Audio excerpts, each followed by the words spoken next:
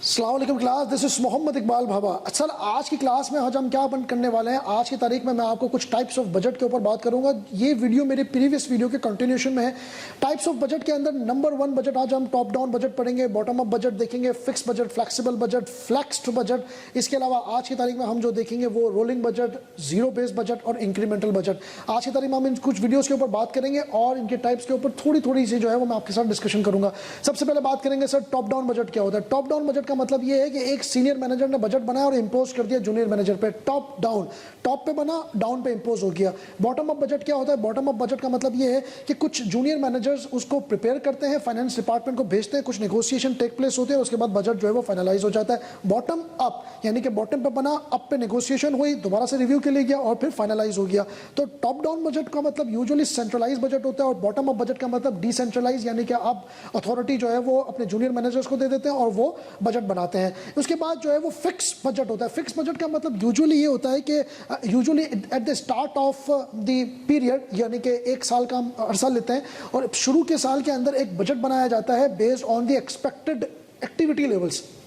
Activity level का मतलब usually sales unit होते हैं, प्रोडक्शन होती है और उस लेवल के ऊपर आप बजट क्रिएट करते हैं और वो बजट जो है वो पूरे साल फिक्स ही रहता है, उसको आप बिल्कुल भी कोई भी एडजस्टमेंट नहीं करते हैं। फिक्स बजट का सबसे बड़ा डिसएडवांटेज ये है कि साल खत्म होते ही डायनामिक्स चेंज हो जाते हैं जैसे हम देखते हैं और इस तरह की एक्टिविटी लेवल प्रोड्यूस होना शुरू हो जाती है जो कि एक्चुअल प्रोडक्शन यानी कि एक्चुअल जो है वो बजट से बहुत ज़्यादा वेरी करता है।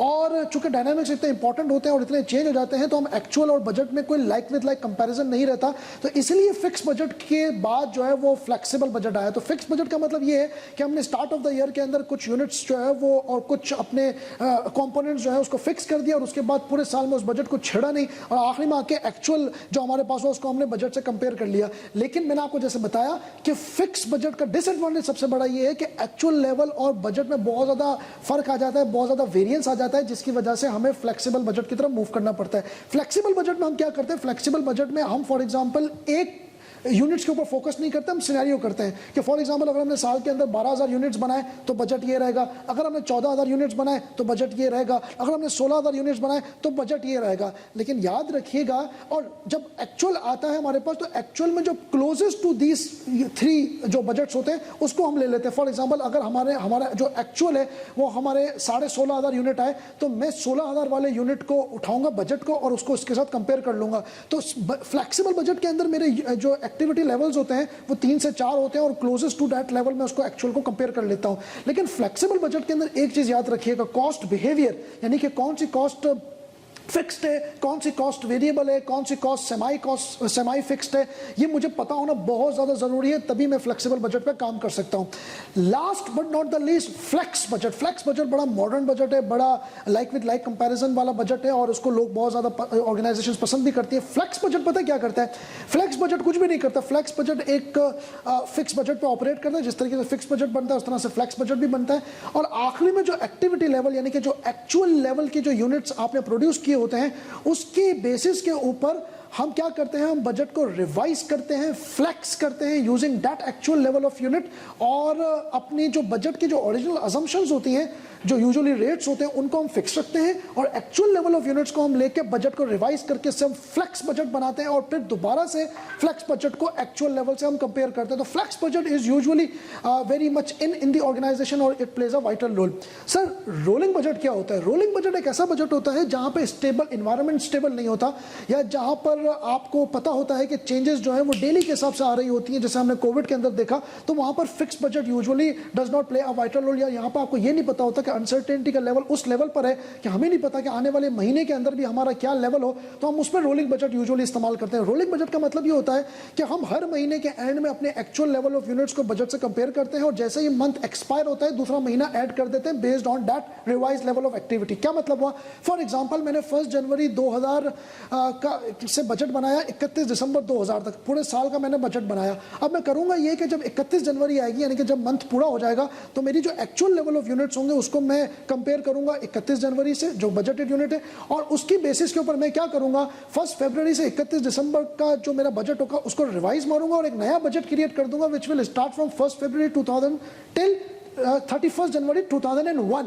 यानी कि एक महीना एक्सपायर होने के बाद एक मंथ पीछे ऐड कर दिया। उसके उसी तरीके से जब फरवरी का मंथ एक्सपायर होगा तो फरवरी में मैं देखूंगा कि actual level of unit budget से मिल रही है कि नहीं मिल रही, और उसकी बेसिस के ऊपर मैं 1 मार्च से लेकर 31 दिसंबर 2000 का बजट जो लेवल्स होंगे उसको रिवाइज करूंगा, और एक नया बजट प्रोड्यूस हो जाएगा which will start from 1 March 2000 till 28 फरवरी 2001। तो जैसे जैसे एक मंथ एक्सपायर होगा वैसे वैसे मैं अपनी एक्टिविटी को रिवाइज करूंगा और एक नया बजट क्रिएट कर दूंगा, यानी नया मंथ या नया क्वार्टर जो है वो मैं ऐड कर दूंगा। तो इसको हम कहते हैं रोलिंग बजट।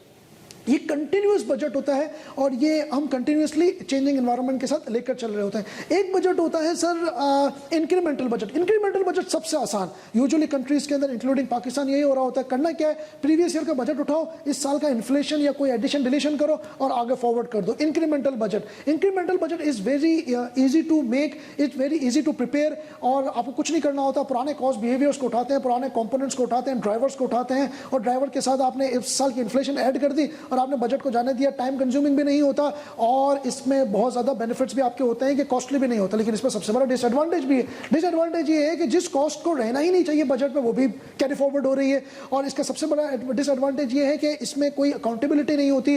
इसमें आपको जिस डिपार्टमेंट को बजट देना ही नहीं चाहिए आप उस डिपार्टमेंट को बजट दे रहे हैं, या जिसको नहीं देना, जिसको देना चाहिए उसको दे ही नहीं रहे, जिसको कम देना चाहिए उसको ज्यादा दिया जा रहा है, जिसको ज्यादा देना चाहिए उसको कम दिया जा रहा है, और कुछ एक्टिविटीज जो है वो वहीं की वहीं पड़ी हुई होती है। तो incremental budgeting is easy to use, is less costly, time consuming भी नहीं होता। लेकिन सबसे बड़ा प्रॉब्लम ये होता है कि इसमें आपने जो है वो डिपार्टमेंट जो है वो ग्रोथ पे नहीं जाता। इसकी खत्म करने के लिए जीरो बेस्ड बजटिंग आई। इसको खत्म करने के लिए, इसकी वीकनेस को खत्म करने के लिए जीरो बेस्ड बजटिंग आई। जीरो बेस्ड बजटिंग का मतलब ये है कि भाईजान आपके पास कुछ भी नहीं है, कहानी खत्म, आप सब जीरो कर दो, अज्यूम कर दो कि आपका बजट जीरो है। आप रीस्टार्ट करें आप कि भाई तुम्हें कितना, तुम्हारी परफॉर्मेंस कितनी है, तुम्हें कितना मिलना चाहिए, इस डिपार्टमेंट को कितना मिलना चाहिए। रिसोर्स एलोकेशन इसी तरीके से होते हैं, और आप क्या करते हैं कि हर डिपार्टमेंट को जितने भी डिस्क्रिशनरी एक्सपेंडिचर्स होते हैं, जैसे कि R&D हो गया, एडवर्टाइजमेंट हो गया, आपको हेल्प मिलती है। और यूजुअली जीरो बेस्ड बजटिंग जो होता है ना, वो बजटरी स्लैक्स जो होते हैं उसको भी रिड्यूस कर देता है। तो जीरो बेस्ड बजटिंग जो है वो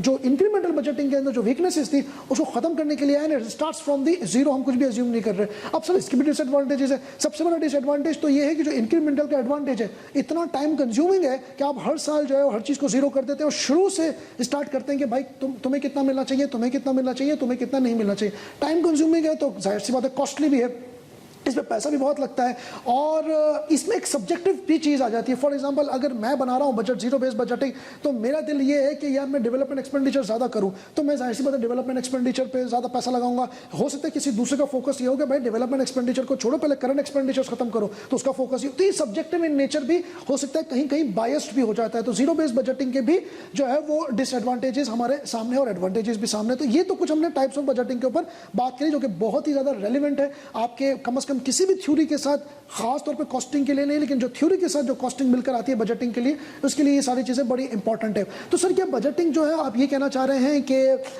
कोई भी एक तरह का बजट नहीं जो कि परफेक्ट हो, फ्री फ्रॉम एरर्स हो? नहीं, ऐसा कोई नहीं है।